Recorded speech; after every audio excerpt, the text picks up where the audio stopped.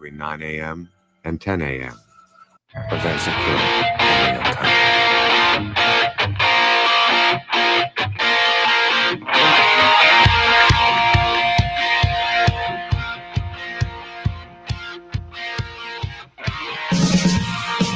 Hey, good morning, everyone. Happy Friday the 13th.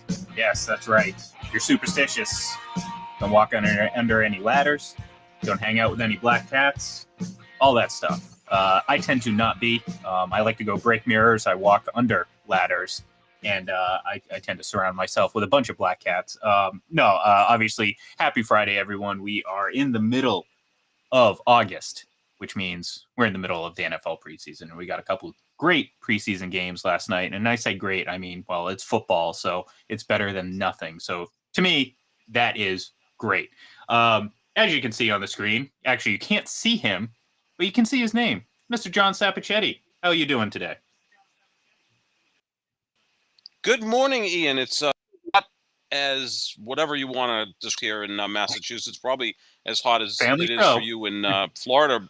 Yeah, but it was fun watching some football last night. I fourth with the Patriots game and also the Field of Dreams game between the White Sox and Yankees, which was exciting to watch. So yeah, it was a good time of year now because everything's kind of coming back together.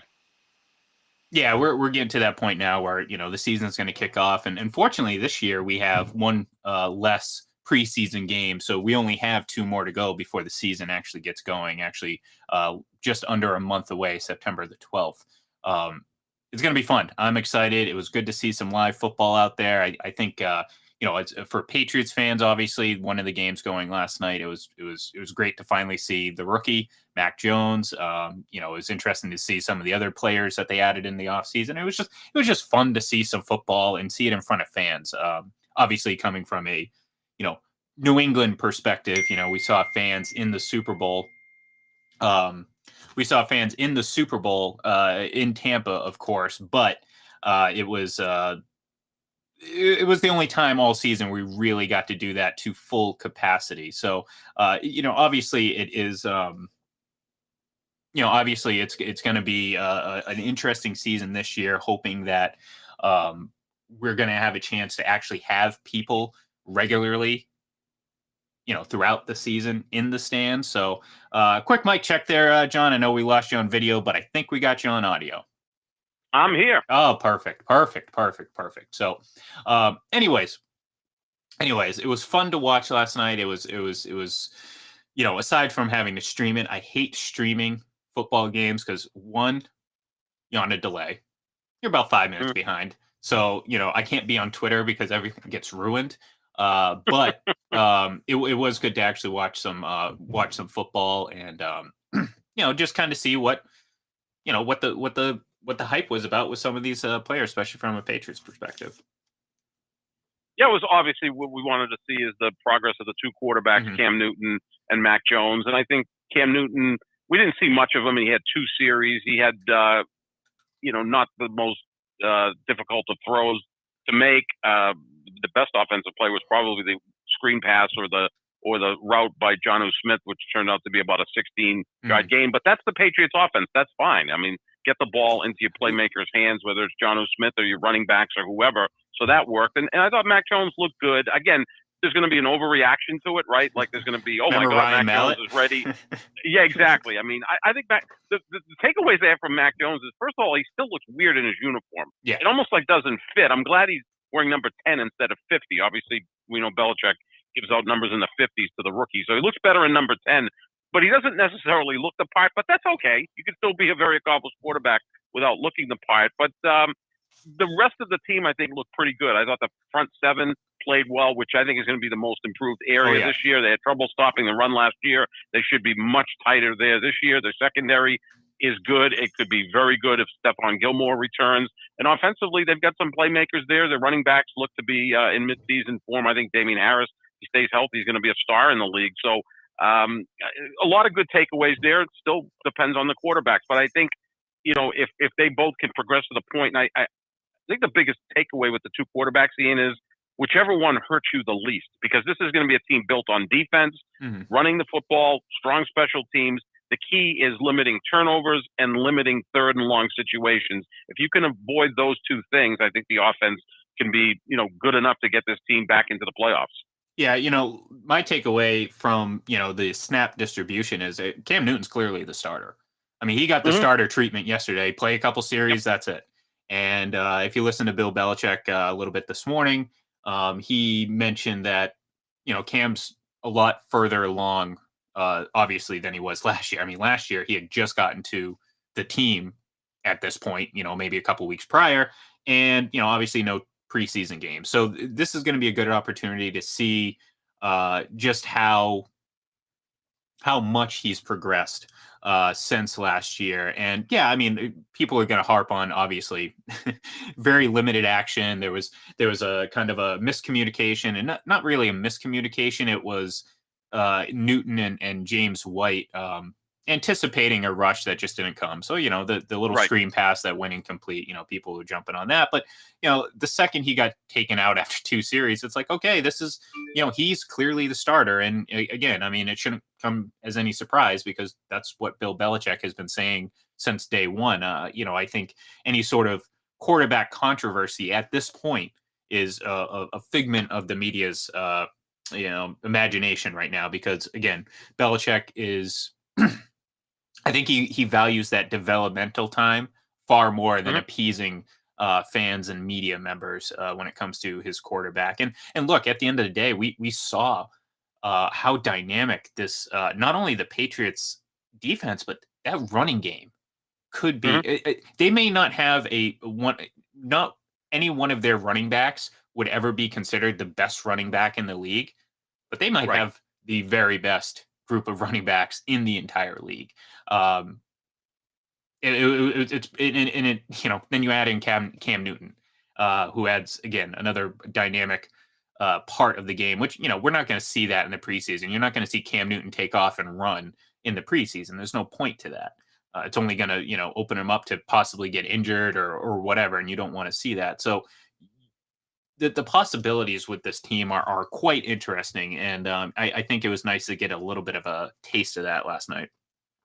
Yeah, I think offensively they're going to be able to run the football. They've got a very good offensive line. Isaiah Wynn notwithstanding, whiffing on the rush by Chase Young. But look, Chase Young is a beast. I mean, I think he's like the modern day Julius Peppers, like this big, strong, fast, athletic guy who's ferocious. He's a stud. So obviously that's going to happen from time to time, and he got in there in about 1.2 seconds. It felt like, and it probably felt quicker than that for Cam Newton. But I think they're going to run the football, set up play action pass. You've got 2 tight ends, provided Hunter Henry's healthy, which is always a question with him. He's missed 25 of a possible 80 games in his career, but Jonnu Smith looks like he is going to be a real star in the system. I think they're going to be just fine on offense. Again, the big key, Ian, is what they do in the red zone. I mean, teams move from the 20 to the 20. Once they get inside the 20, what's going to happen? And that's going to be the big X factor for the offense. Defensively, I think they're going to be really solid, especially if Gilmore comes back, which I expect is going to happen. He's going to want to play football this year. The Patriots are going to realize they need him to really elevate that defense into top 5 level. And then the special teams are always good. New England, although last night they kind of struggled a little bit with some pre-snap penalties, and Nordine missed an extra point, although he nailed 3 field goals. And I'm kind of rooting for him. I root for the young guy who seems to be a character, doesn't he? I mean, talking about how he was looking for a job on LinkedIn. He seems to be, someone who might have a little personality, and I would think that would be someone to root for. So we'll see what happens with that as well. Yeah, and look, the knock on Nordine is obviously he's been known to be a little erratic with his accuracy. And we saw that with the extra point. So, as big of a boot as he has, and there's a couple of those field goal kicks that I don't think have come down yet. If he can't stay accurate, then, he's not going to be on this team, and they're going to go with Nick Folk. But that's not to say that he's not going to get the opportunities, because we know, look, there's probably not a team in the league that gives more opportunities to players that, aren't known players. If you come to New England, well, guess what? If you're an undrafted free agent, you have a legitimate opportunity to make this team. And, the Patriots aren't going to, and Bill Belichick specifically is not going to disregard a a undrafted rookie just because he's an undrafted rookie. So it's going to be interesting to see. He's going to have plenty of opportunities. Obviously, Nick Folk hasn't been active for the last couple days, dealing with being a little banged up or whatever. But it's going to be interesting to see because he definitely has a boot. He definitely has a boot. It's kind of what is it? It's like, what's his face from the Mighty Ducks? He was really fast, but he couldn't stop. Kenny Right, Wu. exactly, yeah. It's like, it's great. It's like, oh man, you can skate really fast, but what's the point if you can't stop? Well, it's kind of the same thing with Nordin. You can kick the ball pretty far and pretty hard, but if you're kicking it 20 feet to the right of the the goalpost, well, you might want to work on that accuracy a little bit. But no, it's kind of like Jaron. It's kind of like Jaron Duran of the Red Sox. He's very fast, but that does you no good when you strike out 40% of your at bats. Not good. But exactly. yeah, I think Nordin he's got a powerful leg, but we know how much every head coach values accuracy in their kicker. They want you to make the extra points, and they want you to be nearly 100% from the 40-yard line in, right? 40-yard field goals and in, because those are the money shots. It's great that you can hit a 57-yard field goal. That's wonderful. But, if then you don't connect on the 38-yard field goal at the end of the half or the end of the game, then the coach is going to turn on you. Maybe there's a way that they hide him for a year. Nick Folk is your kicker this year. He's a veteran. He had a good year last year with the Patriots. And you kind of try to get Nordin to be more of an accurate kicker. Because that leg, that's not something that you find often in the NFL. I mean, that 50-yarder that he connected on, the thing cleared the goalpost by 20 yards. It went high up off the net. It looked like a kickoff, right? I mean, it had that. It was right down the middle, and it just was so high. It was like majestic. It looked like a Aaron Judge home run ball into the corn stalks. Yeah. But it was exciting to watch him play. But it's just good to have football back, and we're about 4 weeks away from the start of the season. Yeah, I'm excited for that. And speaking of the, I didn't watch any of the the Field of Dreams game. I just didn't. I mean, I was watching football obviously, and I had to stream the game because, well, like I said, I already expressed my frustration with having to stream football games. It's always a pain in the neck. But do that when the Patriots obviously aren't on a national game and they're not shown in Florida, you have to stream it, or do you have the dish or anything else? I have, so I get Sunday Ticket because technically my house is a part of an apartment complex, so I can order the DirecTV separate, so I can stream it. Whereas, not every area is allowed to do that, because you have to have DirecTV service. But fortunately for me, I don't have to do that. So I just order it. So yeah, I do have to stream it unless they're on TV. Usually though, it's pretty. The Patriots games are, or at least in the past, have been regularly on TV down here. Just because of, well, obviously this area is NFC territory, so generally there's no conflict when it comes to timing. And last year specifically, whether this was done on purpose or not, Bucks games and Patriots games never really went on at the same time. Oh, it was done on purpose. Absolutely. Brilliant move by the league. Absolutely. Here in New England, we got to watch Brady every week, got to watch the Patriots every week, and being a Aaron Rodgers guy, I think of the 16 regular season games, a dozen were on because the Packers are a national team. Yeah. They're always on, Sunday or Monday night, and they're constantly in the 425 window. So yeah, you get to consume all that stuff. I don't want to get to the point in my life, maybe because I'm just older, where I'm just staring at 3 screens on a Sunday, consuming all of that. I mean, I love football and all of that stuff, but I don't want it to necessarily consume my life. I'm still one of the old guys that likes to really hone in on one game and just enjoy it. Well, I'll have my setup generally consists of, I will watch. I'm in my office, so I got I got a couple TVs here. Whether they're dual screen or just for TV watching purposes. It's always, either the Patriots game. Generally, it's always the priority. If there's ever a conflict, that's the game that I watch. But on the other screen, it's the red zone. Over Brady? Well, if of Tampa course. and the Patriots are playing at the same time. Of course. I mean, well, okay, let's be real. I have 2 TVs, so I can watch both games at once. But that's true, yeah. The Patriots game would go on the big TV and would have the volume. Let's just put it that way.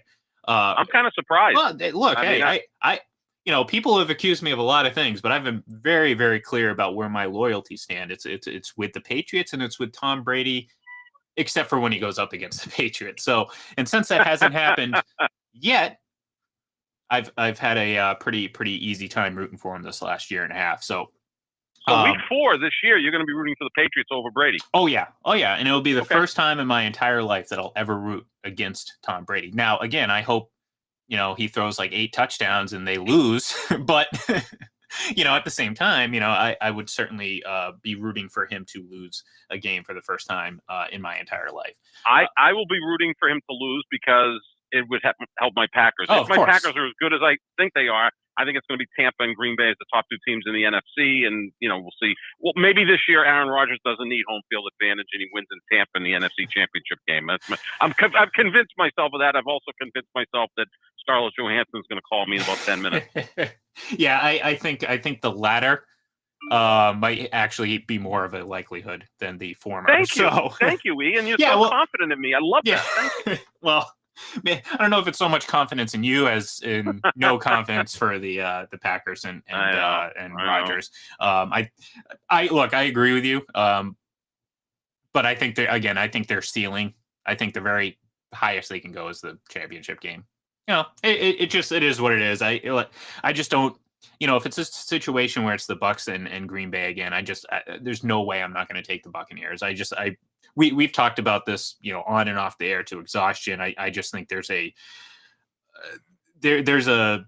few things that are different between the quarterbacks that, albeit it seems like not a big deal, it ultimately is. And I think, it's a bad matchup for the Packers in general. We saw it last year. I mean, as great as the Packers were, it was just a matchup nightmare for them.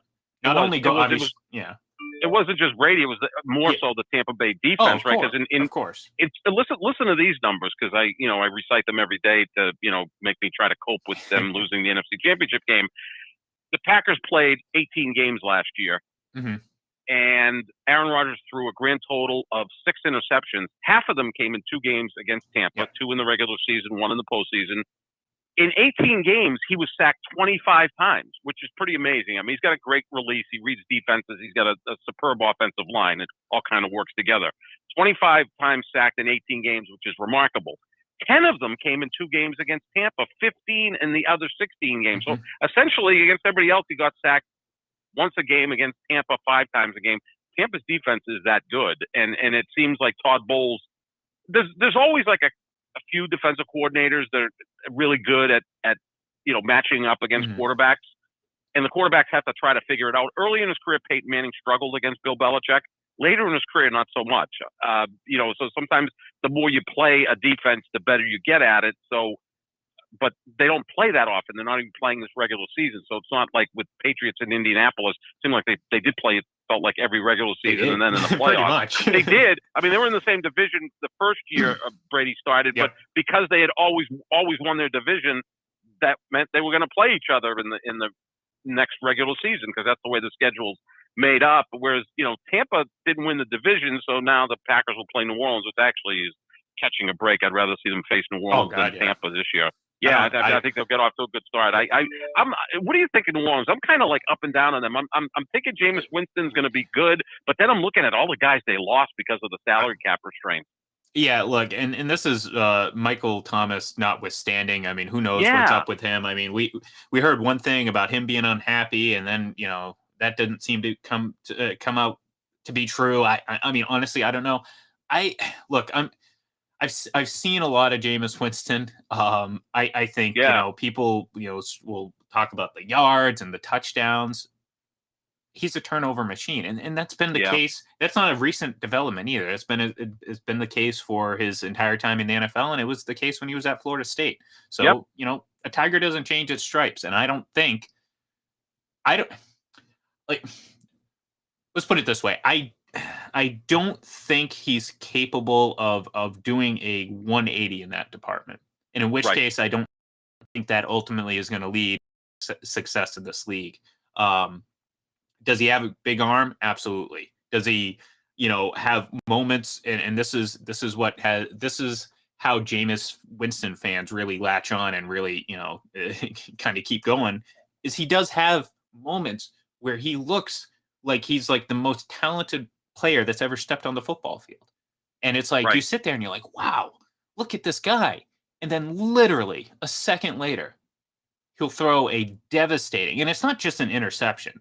He has a tendency to throw back-breaking, momentum just shattering interceptions. And I just don't think you can just change that. I mean, I don't know. Look, I'm not coming across as a Jameis hater. I know there's a lot of people obviously down here in Tampa who still love the guy, and rightfully so. I mean, he's a he was in college in Florida. I mean, there's a lot of FSU fans in the Mhm. Tampa area, so obviously they're going to love Jameis. But I mean, you can't throw 30 interceptions. I mean, No. you can't throw 15 in this league. I mean, let No. alone 30. I don't know. I need to see it from New Orleans. I thought, look, I think their team was trending down the entire season. I think obviously playing Tampa the very first week of the season was the best thing that could have happened to New Orleans. And I think fans convinced themselves, especially after the midseason one. Look, there's no excuse for, getting blown out, other than, in hindsight, look, the Bucs just didn't show up in that game. So Right. to me, that gave Saints fans and whatever this sense of security, I guess, when it comes to, okay, we're going to do this again. We're going to do this again. But all I saw was just a trend down, with that being a bit more of an anomaly than a trend, beating Tampa as much as they did. So, yeah, I don't even know who finishes second in that division. It could be Tampa 14-3, and then the next team 8-9, 9-8. Like they'll win that division by 5 or 6 games. They'll have that thing wrapped up by early December, I would think. Because it's like, look, I mean, Carolina could be good. Maybe. We'll see. I mean, Sam Darnold under center, was it Adam Gase or was it Sam Darnold? We'll find out. Speaking of turnovers, because he turned the ball over at USC. You're right. When guys turn the ball over in college, they tend to do the same thing in the pros. And that's why I think we always elevate our two guys, as much as we do, Rodgers and Brady, because they don't turn the ball over. I mean, Rodgers has the lowest interception rate in the history of the sport. I mean, he just doesn't turn the ball over, and we know what Brady does. Brady doesn't turn the ball over, and even when he does, it doesn't seem to hurt him. And look, the guy, when you're talking about 3.5 or 4.5 to 1 touchdown to interception ratios, that's like ridiculous. Yeah, and that's what those guys are at. So yeah, and I think Mahomes is kind of like that. But we're both in agreement that we can't canonize Mahomes quite yet. We want to see him play a little bit more than 46 games or whatever he's played. I do want to point out, if you didn't read the little tidbit, little article talking about Mahomes talking about watching the Super Bowl again, but you know what? He said exactly what I've been saying for months. Exactly what I've been saying for months, and it brings such a smile to my face. It almost makes me want to root for the guy, because he said what I've been saying, and he confirmed what I've been saying. What he said was, the protection wasn't as bad as people think it was. Right. I, got scramble happy, is essentially what he was saying. And I was sitting there saying, thank you. Because that's exactly what I've been saying. Because, for months now, and every day it seems like these folks get more energy. They want to, heroic performance, this unbelievable, against the odds, that, and it's just like, no, this is football. You deal with injuries. I mean, people tell me, he was without 4 offensive linemen. I'm like, there was only 1 offensive. That's a legal formation. What are you talking about?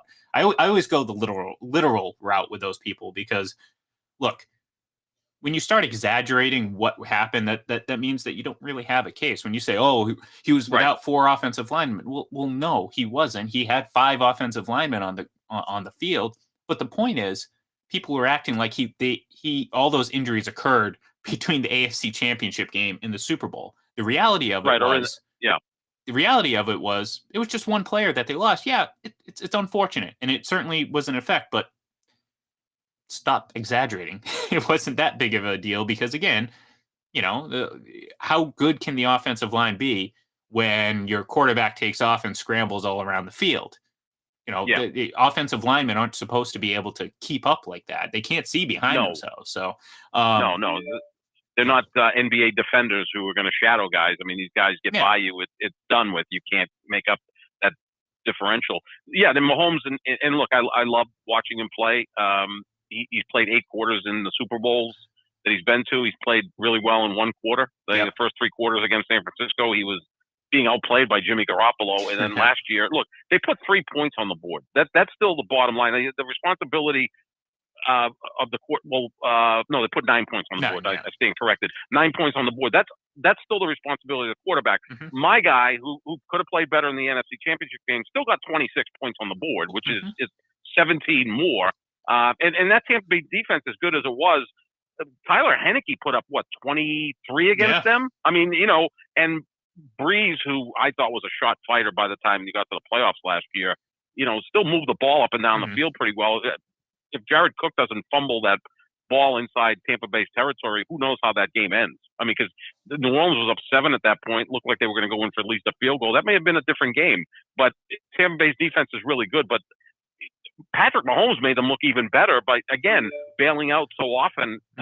It almost felt like he was seeing ghosts or feeling, pressure that maybe wasn't there. Oh, absolutely. No, I think that's certainly the case. And again, I mean, I have to clarify this all the time because I get called a Mahomes hater, for some reason. I get it. I understand. I'll take that. I'll take that title and whatever. But the point is, I like to consider it more of a realist, and that's exactly what it is. It's like, look, I mean, people sit there and say, look, the moment he came out and was really flashy early on, people wanted to make him the best quarterback in the league already. And, I always fought back at it. And I still do because one, I don't believe it. 2, again, you've already mentioned both the other quarterbacks I think that are better than him, and that's Brady and Rodgers. And now we're seeing kind of a pivot like, oh, well, he's just a young guy. He was in such a tough situation. Well, who cares? I mean, if he's the best, if you're going to sit there and tell me he's the most talented, the most incredible athlete that we've ever seen grace a football field, then I expect him to overcome that. That's not too much to ask. No, that's not unfair. That's living up to the standard that people are apparently putting him at. So, so yeah, it was nice to see that. And I certainly, that brought a smile to my face because I love being proven right. It doesn't happen a lot. Who doesn't? Absolutely. It doesn't happen a lot, but when it happens, I enjoy it. We are winding down here. I do want to bring up one thing because I know you're old, John. Thank you for reminding me. No problem. Scarlett Johansson did call. Oh, and good. I didn't accept her phone call, but she'll call back. Okay, sure. well, this show's pretty important, so I appreciate that. It is more than ScarJo. I give you that. No, I do. Before we get off the air, though, I do want to bring up one of my favorite shows as a kid, because my mom was a big fan of it. Night Court. We've talked about Night Court on the show, and just recently, Marky Post passed away. And, I believe that is the second former cast member within the last, I want to say, month and a half, because I'm pretty sure Charles Robinson just passed as well, not too long ago. Obviously, we know Harry Anderson a couple years ago, and he was kind of the youngest of the group. But I love that show, and it's one of those that not everyone knows about, but certainly as a kid, I had a nice big crush on Marky. She was an attractive woman. Yeah, great, very attractive. And we all have our cult shows that we like that. You look at and people say, why the hell do you like that show? Like the one show I can't get into, and I've tried so many times, is The Office. Yeah. I just cannot get into it. I like Steve Carell. It's not like I don't like him. I like him a lot. I think he's wildly talented, and I just can't get into the thing. I'm such a big Seinfeld fan, obviously, which I think is like the gold standard of sitcoms, or any TV show for that matter. But I try, and then 20 minutes into it, I'm like, I can't get into this thing. And then I'll try to watch another episode, and it's the same thing. I don't know what it is. And you can't force feed things like that. You can't say, well, my friends who I have a similar sense of humor to love it. I don't know. Oh, it's I get it. I can see how it can be unappealing to some. And look, it's all about personal taste. And I know it's one of the shows I've watched a lot of. I don't watch it as much now because, hey, I kind of go through phases. I watch certain shows to exhaustion. I'm the same way. Like, Yeah, it doesn't yeah. have to be current shows either. I mean, no. I went through, like last year at this time, I decided I was going to go through and watch all of Mary Tyler Moore shows, which again shows how old I am. I get it, but that show was huge from 1970 to 1977, and when I watched it, I go, it impressed me even more because they were talking about things that are still very relevant, and that's what I like. When you watch, whether it be a drama or a sitcom, that it still kind of holds up in that sense. That's why Seinfeld is still phenomenal. It's just you watch it and go, well, this is like everyday stuff that we still deal with. Yeah, and that's and it's incredible too. It's like, even like if you think back to the bulk of some of the issues they had, it's like, well, you know what? If they had cell phones, a lot of these situations would never come out. But even then, even